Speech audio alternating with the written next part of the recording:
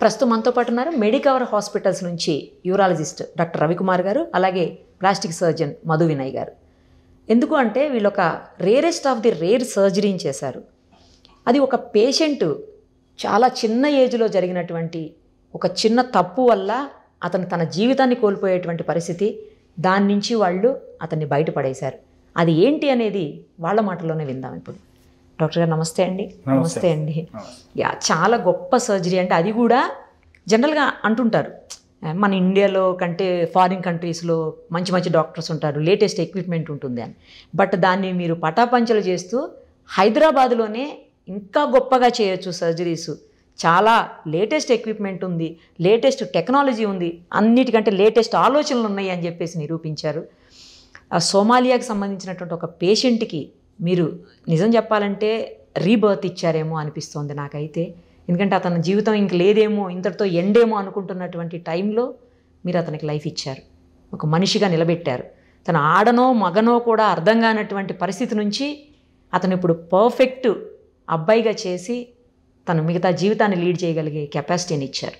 Hats off to you అండి. First ఇద్దరికి కూడా కేస్ డీటెయిల్స్ చెప్పండి. మామూలుగా ముస్లిమ్స్లో అందరూ రిచువల్ సర్కంసెషన్ చేయించుకుంటారండి. అంటే అది సుంతి అంటారు, సుంతి ఆపరేషన్ అంటాం మనం. వాళ్ళు కూడా అదే అంటారు, సుంతి ఆపరేషన్ అని అంటారు.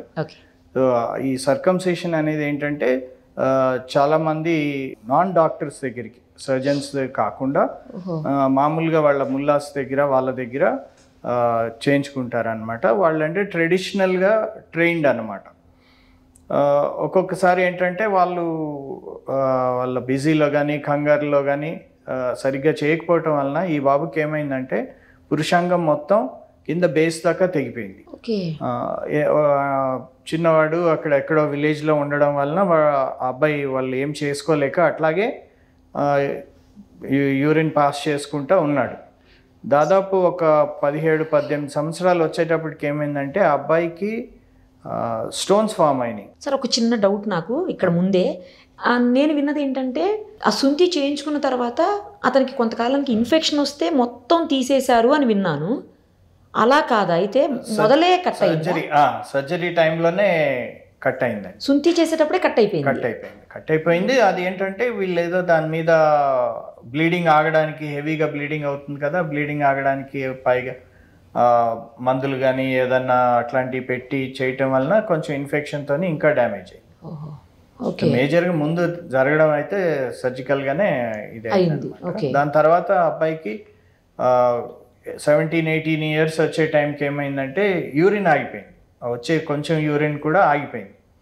అది వాళ్ళకి అక్కడ ఏంటో అర్థం కాక అక్కడ ఉండే లోకల్ డాక్టర్స్ ఏం చేశారంటే బీర్జాలకిను మోషన్ వచ్చే పైప్కి మధ్యలోంచి యూరిన్ పైప్ని బయటికి తీసుకొని వచ్చి కిందకి పెట్టేశారు. పెరీనియల్ యూరెథ్రాస్టమీ అంటాము, అంటే మామూలుగా మేము కూడా అప్పుడప్పుడు చేస్తుంటాము. అలాగా బయటికి తీసుకొచ్చి పెట్టేసి వదిలేశారు. సో ఆ సిచ్యువేషన్లో ఆ అబ్బాయి అంటే అది ఆర్టిఫిషియల్గా వేస్తారా సార్? లేదు, యూరిన్ పైప్ నే ఇటు డైవర్ట్ చేస్తారు కదా, బ్లాడర్ లోపల నుంచి బయటకు వచ్చే ఏరియా నుంచి బీర్జాలకి మోషన్ పైప్ కి మధ్యలో తీసుకొచ్చి పెట్టేస్తారు. అంటే డైవర్ట్ చేస్తారు అటు సైడ్ కి, డైవర్షన్ చేసి అలా పెట్టేసి ఆ స్టేజ్ లో వచ్చాడు ఆ బాబు మా దగ్గరికి. మేమన్నీ ఇన్వెస్టిగేషన్లు, సిటీ స్కాన్లు, ఎంఆర్ఐలు ఇవన్నీ చాలా చేస్తే గానీ మాకు అర్థం కాలేదు అసలు ఏమైంది అనేది. ఎందుకంటే వీళ్ళు బయట నుంచి వచ్చిన వాళ్ళు అసలు ఏమి హిస్టరీ ఏం చెప్పరు, అసలు ఏమైందో తెలీదు, ఏం చెప్పరు అన్నమాట. సో అన్నీ మేమే పరీక్షలు చేసుకొని చూసుకొని అంతా తర్వాత అల్టిమేట్గా తన్ని సర్జరీకని పోస్ట్ చేశాము. సర్జరీ టైంలో ఏంటంటే ఈ స్టోన్ ఉన్నది, ఆ పెద్ద స్టోన్ ఒకటి టెస్టికల్స్ మధ్యలో ఇరుక్కుపోయింది. అదంతా తీసేసి తర్వాత వాళ్ళు చేసిన యూరిన్ స్టక్ అయిందా సార్? దానికే స్టక్ అయింది. అది వాళ్ళకి అక్కడ తెలియక కింద నుంచి ఓపెనింగ్ చేసేసారు. సో అదంతా మళ్ళీ రిపేర్ చేసుకొని ఆ కింద ఓపెనింగ్ అంతా క్లోజ్ చేసి పైదాకా యూరిన్ పైప్ అది తీసుకొని వచ్చి అప్పుడు ఆర్గన్ ఎక్కడుంది అని చూస్తే ఒక 1 సెంటీమీటర్ ఆర్గన్ ఒకటే ఉన్నది, ఇంకా వేరే ఆర్గన్ అంతా పోయిందనమాట. దాని తర్వాత కార్యక్రమం అంతా మా మధు వినయ్ గారు ప్లాన్ చేసుకొని కొత్తగా మళ్ళీ మేల్ ఆర్గన్ని తయారు చేయడానికి తను ప్లాన్ చేసి అదంతా అప్పుడు తను టేక్ ఓవర్ చేసి మేము చేసేటప్పటికే ఒక 3-3.5 గంటలు పట్టింది. దాని తర్వాత సర్జరీని తనకి హ్యాండ్ ఓవర్ చేశాము. ఆ పెనిస్ రీకన్స్ట్రక్షన్ అదంతా తను చెప్తాడు. చెప్పండి ఎలా చేశారు డాక్టర్ గారు? అంటే టోటల్ పెనిస్ రీకన్స్ట్రక్షన్ చేసామండి. తనకు ఒక ఈ పేషెంట్కి అయితే ఫోరామ్ అంటారు, ఫోరామ్ ఫ్లాప్స్ అనేవి ఉంటుంది అనమాట. అంటే ఈ చర్మంలో ఓన్లీ ఒక 3 సెంటీమీటర్స్ విడ్త్ వదిలేస్తాం. ఈ హ్యాండ్కి లింఫెడిమా అంటారు. ఆ లింఫెడిమా రాకుండా, స్వెల్లింగ్ రాకుండా ఉండడానికి 3 సెంటీమీటర్స్ వదిలేసేసి ఓవరాల్ చర్మంతో పాటు చర్మము, కొవ్వు అంతా తీసేసుకుంటాం. అంటే ఓన్లీ మజిల్స్ మిగులుతాయి, మజిల్స్, నర్వ్స్ అవ్వాలి. సో ఫ్లాప్ లాగా తీసుకుంటాం అనమాట. 2 ఆర్టరీస్ ఉంటాయి మనకి చేతికి సప్లై చేసేది. రేడియల్ ఆర్టరీ అని ఉంటుంది, అల్నర్ ఆర్టరీ అని ఉంటుంది. ఒక ఆర్టరీ బేస్ చేసుకొని దాన్ని మొత్తం తీసుకున్నాం అనమాట. సో దాన్ని తీసుకొని దాన్ని అక్కడే మోల్డ్ చేస్తాం ఒక పెన్ని షేప్ లాగా. సో పేషెంట్ చెయ్యి ఎంత పొడుగు ఉంటుందో ఆర్గాన్ కూడా అంత పొడుగు తయారు చేయొచ్చు. సో దాన్ని తయారు చేసేసి ట్యూబ్ ఇన్ ట్యూబ్ టెక్నిక్ అని ఉంటుంది. సో ఒక పైప్ లోపల ఇంకో పైప్ లాగా. సో మామూలు మనం యూరిన్ పోసేటప్పుడు ఆ పైప్ లోపల పైప్ నుంచి యూరిన్ బయటకు వస్తుంది, పైన అంతా స్కిన్ కవర్ ఉంటుంది అన్నమాట. ట్యూబ్ ఇన్ ట్యూబ్ టెక్నిక్ అంటాం దీన్ని. సో అలా చేసేసి ఆర్టరీ, వీన్ ఉంటుంది, నర్వ్స్ ఉంటాయి. ఇవన్నీ తీసుకొని ఇక్కడ మళ్ళీ సేమ్ పెనిస్ ఏ పొజిషన్ లో ఉంటుంది ఆ పొజిషన్ లో పెట్టి పొట్ట దగ్గర ఇప్పుడు ఏ టిష్యూ సర్వైవ్ అవ్వాలి అన్న ఒక ఆర్టరీ బ్లడ్ సప్లై ఉండాలి. బ్లడ్ వెళ్ళాలి, బ్లడ్ రావాలి. సో ఆ సప్లై కోసం మనం తొడ దగ్గర ఇక్కడ బ్లడ్ వెజల్స్ తోటి జాయిన్ చేస్తాం అన్నమాట. సో మైక్రోస్కోప్ యూస్ చేసి, సర్జికల్ మైక్రోస్కోప్ ఉంటుంది, దాంతో యూస్ చేసేసి బ్లడ్ వెజల్స్ జాయిన్ చేసాం. సో ఆ బ్లడ్ వెజల్స్ జాయిన్ చేయడం వల్ల రక్త సరఫరా సెట్ అయింది అనమాట. సెట్ అయ్యి ఆ సర్వైవ్ అయింది. నర్వ్స్ కూడా ఈ పెన్నిస్ కి చిన్న స్టంప్ మిగిలింది కదా 1 సెంటీమీటర్, దాంట్లో నర్వ్స్ ఐడెంటిఫై చేసి నర్వ్ టు నర్వ్ జాయిన్ చేసాం. నర్వ్స్ ఉన్నాయి. సో ఆ డార్సల్ పెనల్ నర్వ్స్ అని ఉంటారు. ఈ చేతిలో క్యూటేనియస్ నర్వ్స్ ఉంటాయి. ఈ చర్మం తీసాం కదా, దీన్ని సప్లై చేసే నర్వ్స్ ఉంటాయి మీడియల్ లేటర్.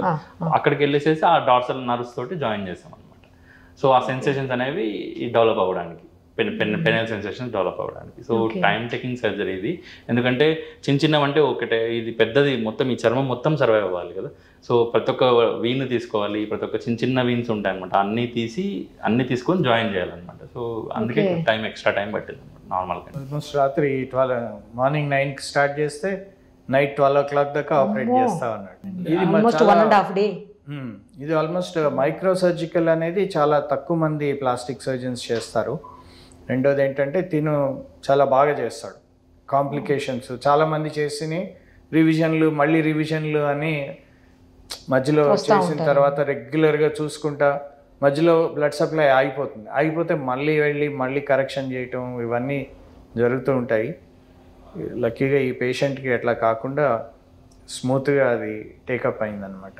డాక్టర్ గారు, నాకు చిన్న డౌట్ మధు వినయ్ గారు, అదేంటంటే ఇప్పుడు మీరు ఆర్గాన్ని రెడీ చేశారు కదా, అది ఎన్ని రోజుల ముందు రెడీ చేసి పెట్టారు? ఆ రోజే అండి,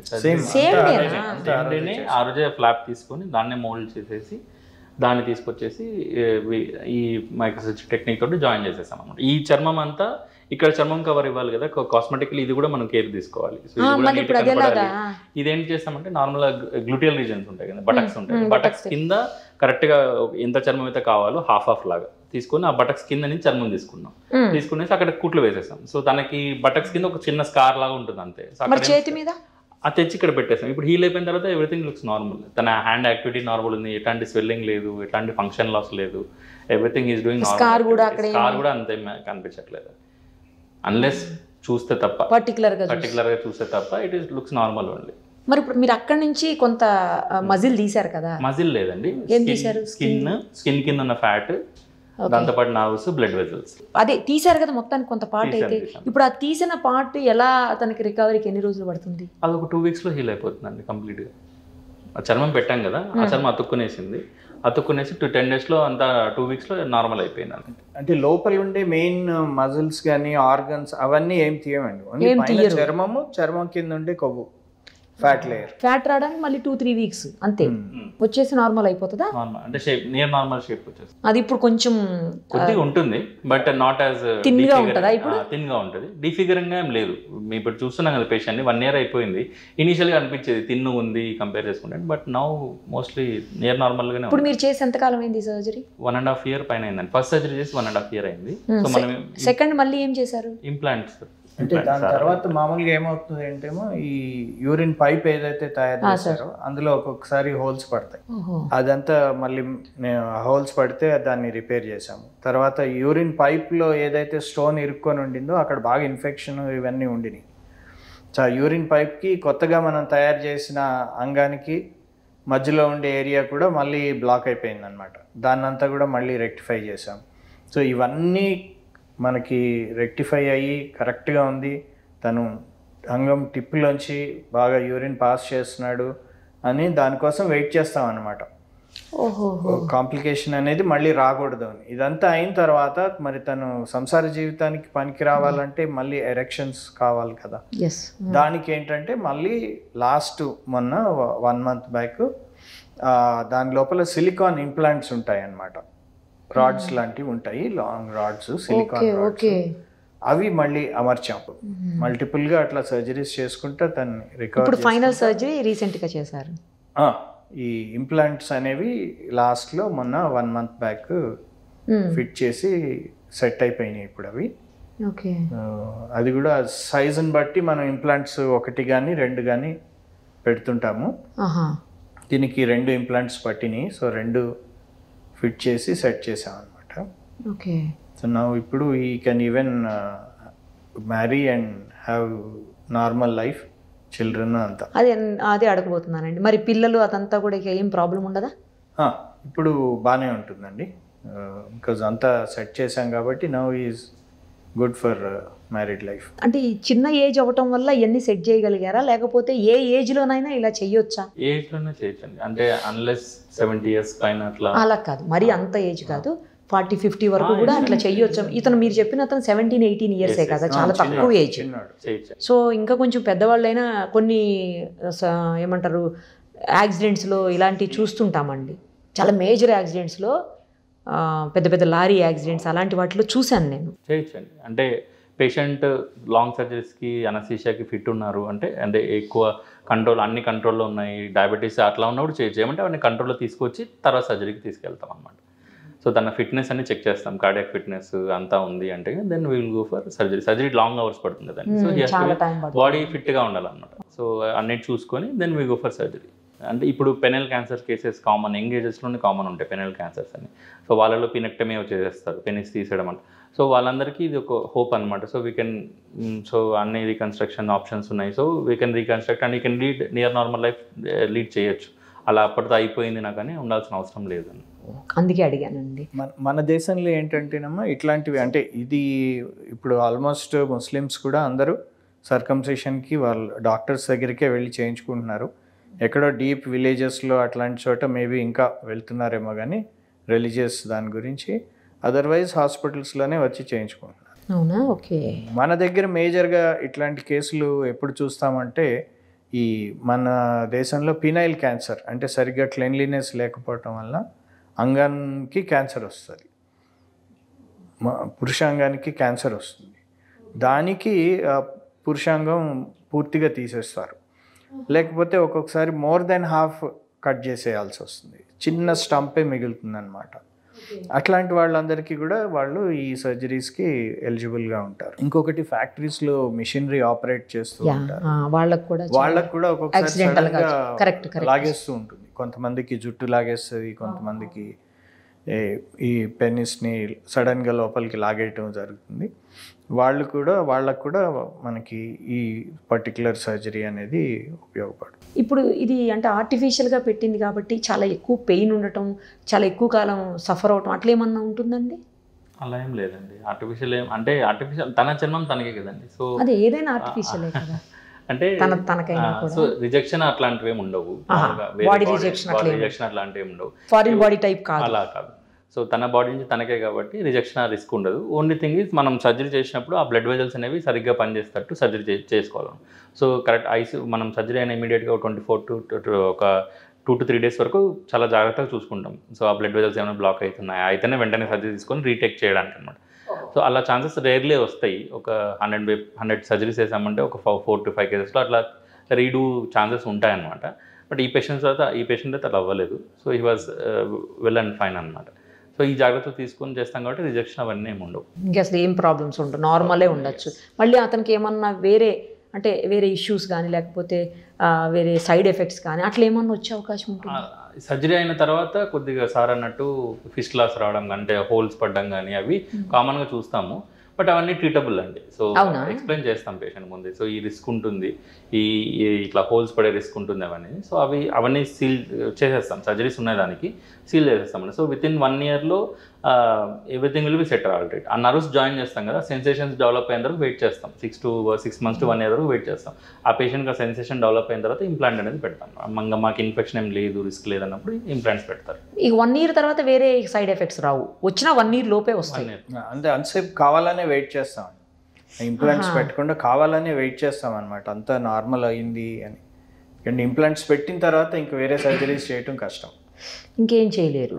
అందుకని ముందే అంతా నార్మల్ అయింది అని అనుకుంటే గానీ ఇంప్లాంట్స్ పెట్టాం. Right sir. ఇంప్లాంట్స్ పెట్టిన తర్వాత కూడా ఏమన్నా మళ్ళీ సైడ్ ఎఫెక్ట్స్, ఇన్ఫెక్షన్స్ అట్లా ఏమన్నా ఇంకేముండే? Implant is a foreign body కదా, అందుకే ఇన్ఫెక్షన్ రాకుండా చాలా కేర్ఫుల్గా చూసుకొని యూరిన్లో అంతా టెస్టులు చేసుకొని కల్చర్స్ అన్నీ నెగిటివ్గా ఉన్నాయి, ఎవ్రీథింగ్ బాగుందన్నప్పుడే పెడతాం అన్నమాట.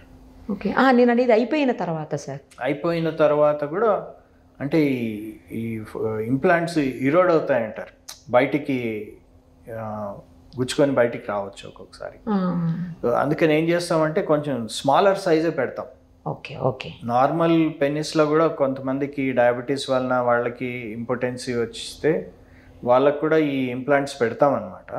అక్కడే వాటి నుంచే వీళ్ళకి కూడా తయారైనవి. ఓకే. సో మేల్స్లో మామూలు వాళ్ళకి ఏంటంటే మంచి సైజ్ పైదాకా చూసి ఇంప్లాంట్ పెడతాము, వీళ్ళకి కొంచెం చిన్న సైజ్ పెడతాం, బికాస్ అంత టఫ్ ఉండదు కదా, టిష్యూ సాఫ్ట్ టిష్యూ ఉంటుంది. సో ఇంకా లైఫ్లో ఏమీ ప్రాబ్లమ్స్ రావు అతనికి, నార్మల్గానే ఉంటాడు అందరిలాగే, కాకపోతే కొంచెం కేర్ఫుల్గా ఉండాలా? అట్లేం లేదా?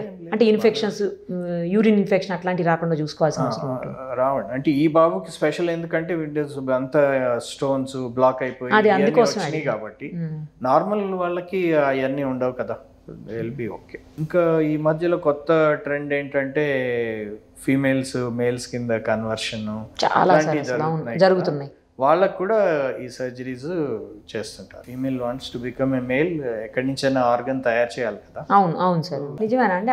అట్లా కూడా అవుతుంది. ట్రాన్స్జెండర్ చేంజ్ సర్జరీస్ ఉంటాయండి. సో దాంట్లో జెండర్ చేంజ్ సర్జరీస్లో సో దిస్ ఈజ్ డిస్క్రైబ్డ్ అనమాట. సో అంటే more common is male to female. Female to male అనేది రేర్గా వస్తారు. ఓహో, మేల్ టు ఫీమేలే ఎక్కువ ఉంటుంది. సో ఫీమేల్ టు మేల్ అదే ఈజీ ఏమో రెండిట్లో కదండి, కంపేర్ చేసిన చాలా ఈజీ కదా.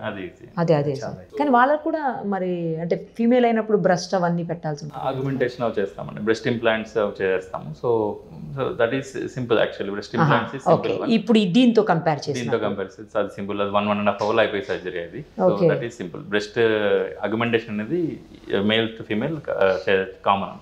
ఈ జెనిటల్ సర్జరీస్ అనేది కొద్దిగా అది కష్టం. జెండర్ సర్జరీస్, జెనిటల్ సర్జరీస్ అండి. ఇప్పుడు పెనిస్ చేయాలి, ఇవన్నీ కూడా కొద్దిగా టైం టేకింగ్ అనమాట. సో 1-2 sessions అలా స్ప్లిట్ చేసి చేస్తారు. ఓకే. సింగిల్ దాంతో అవ్వదు అంటే ఉంటుందని, అంటే ఫస్ట్ చేస్తాము, తర్వాత టచ్అప్స్ ఉంటాయి. సో అప్పుడు కూడా యూరాలజిస్ట్తో పని ఉంటుందా అండి? టీమ్ వర్క్ అండి. సో టీమ్ వర్కే అంటే మెయిన్లీ యూరిన్ పైప్ ని కనెక్షన్స్ ఇవ్వాల్సి ఉంటుంది. అప్పుడు ఏ జెండర్ నుంచి ఏ జెండర్కి మారినా కూడా యూరినరీ ప్రాబ్లం కానీ వేరే ప్రాబ్లమ్స్ కానీ ఏం రావు కదండి. మీరు యూజువల్గా ఎవరు ఎక్కువ మారుతుంది చూస్తుంటారు? మేల్ టు ఫీమేల్ ఎక్కువ. ఫీమేల్ ఇండియాలో ఫీమేల్ టు మేల్ తక్కువ. అంటే మన సోషల్ కాన్స్టిట్యూన్స్ ఎక్కువ ఉంటాయి కదండి. ఈవెన్ దే వాంట్ బట్ ఈ సోషల్ కాన్స్టిట్యూన్స్ వల్ల అవ్వదు. అబ్రాడ్లో అంతా ఇది కామన్. ఫీమేల్ టు అంటే మాస్టెక్టమీ చేయించుకుంటారు అనమాట. బ్రెస్ట్ సేమ్ చిన్న ఇన్సిజన్ ఇచ్చేసేసి బ్రెస్ట్ టిష్యూ మొత్తం తీసేస్తాము. సో మన టెస్టోస్టెరాన్ సప్లిమెంట్స్ ఇస్తారు. సో ఈ రకంగా విత్ సప్లిమెంట్ ఏదైనా న్యాచురలే కదండి. ఇది అన్యాచురలే నిజం చెప్పాలంటే. కానీ దానివల్ల నా డౌట్ ఎందుకు అడిగానంటే ఇంత డెప్త్, తర్వాత ఫ్యూచర్లో వేరే రకాలైన ప్రాబ్లమ్స్ లేకపోతే ఇన్ఫెక్షన్స్ లేదంటే సైడ్ ఎఫెక్ట్స్ వచ్చే అవకాశం ఉంటుందా ఉండదా అనేది పాయింట్. అంటే సర్జరీ అయినప్పుడు ఈ రిస్క్స్ అన్నీ ఉంటాయండి. ఒకసారి సర్జరీ సెట్ అయిపోయింది, హీల్ అయిపోయింది అన్న తర్వాత ఏముండవు. ఇప్పుడు ఈ పర్టికులర్ పర్సన్ విషయంలో కూడా ఇంకేముండదు. మంచి సర్జరీని చేశారు. నాకు తెలిసి ఇది rarest of the rare case అనాలి. ఇలాంటి కేసు రేరే కదా. ఎప్పుడన్నా చేశారా అండి మీరిద్దరు లైఫ్లో? ఈ మీ అంటే వైద్య చరిత్రలో ఏమో నాకు తెలియదు కానీ మీ వృత్తిలో ముందు మా దగ్గరికి ఎలా ప్రజెంట్ అయ్యారంటే పెనిస్ కట్ అయిపోయి penis some assaults cases penis cut చేసేవాళ్ళు, వాళ్ళు ప్రజెంట్ అయ్యారు. వాళ్ళకి చేసాం. అంటే అతికిచ్చేయడమే కదా. సో మైక్రోస్కోప్లో అన్ని బ్లడ్ వెజల్స్ నర్వ్స్ అన్ని జాయిన్ చేసేసి చేసాం. సో ముందు చేసిన పేషెంట్కి పెళ్ళిళ్ళు అయ్యాయి, దే ఆర్ డూయింగ్ వెల్. అలాంటి పేషెంట్స్ ఇది మొత్తం తయారు చేయడం అది మొత్తం తయారు చేయడం ఫస్ట్ టైం. నాకు తెలిసి హైదరాబాద్లో ఫస్ట్ టైం ఏమో అండి. నేను చేసినప్పుడు when I discuss with my peers and colleagues అందరూ ఉంటారు కదా సీనియర్స్ వాళ్ళు, they said it is first time. అదే మరి ఇండియాలో ఎప్పుడన్నా చూసారా పోనీ? అట్లీస్ట్ మీరు డాక్టర్స్గా తెలుస్తాయి కదా, మీకు సంబంధించి అన్నీ ఉంటాయి, జర్నల్స్ ఉంటాయి, అన్నీ తెలుస్తాయి. అంటే మా యూరాలజిస్ట్ బాంబేలో ఒకళ్ళు, ఢిల్లీలో ఒకళ్ళు ఓన్లీ దీని మీద ఇంట్రెస్ట్ తీసుకొని చేసేవాళ్ళు ఉన్నారండి. Okay, very few, only one I know 1-2 cases. I know one doctor. ఓన్లీ one doctor in Bombay and one in Delhi. చేశారంటున్నా సార్ వాళ్ళు అంతకుముందు? అంటే ఇట్లాంటి కేసెస్ కాదు, వాళ్ళు ఎక్కువ ఇప్పుడు పర్టికులర్ ఇలాంటిది చేశారా అని అడుగు. అంటే జెండర్ కన్వర్షన్స్ అవి చేస్తారు, అవి కామన్ అయిపోయింది కదా ఇప్పుడు డాక్టర్ గారు చెప్పినట్టు. బట్ ఇట్లాంటిది ఏదో అతనికి యాక్సిడెంటల్ గా ప్రాబ్లం అయ్యి హెల్త్ ఇష్యూ అయ్యి ఇట్లా డెవలప్ చేసింది చూసారా? ఇట్లాంటిది లేదు, ఎక్కువ జెండర్ కన్వర్షన్స్ చేసే వాళ్ళు ఉన్నారు. సో అరుదైన కేసు, అందులోనూ ఇండియాలోనే నాకు తెలిసి ఫస్ట్ కేసు అయి ఉండాలి. క్లెయిమ్ చేయలేమండి, బట్ ఎనీహౌ మన హైదరాబాదు హెల్త్ హబ్ మన అందరం వింటుంటాం. అది ఆ హెల్త్ హబ్ని ఇంకొకసారి మళ్ళీ మీరు ఈ లెవెల్లో పై వరకు తీసుకొచ్చి చూపించారు మీరిద్దరు కూడాను. All the very best doctor గారు. ఎవరికైనా ఇలాంటి ప్రాబ్లం ఉన్నప్పుడు అసలు ఎక్కడికి వెళ్ళాల్సిన అవసరం లేదు, వెతుక్కునే పరిస్థితి లేకుండా హైదరాబాద్లో మీరిద్దరే కనిపిస్తారు. థ్యాంక్ యూ అండి, థ్యాంక్ యూ సో మచ్.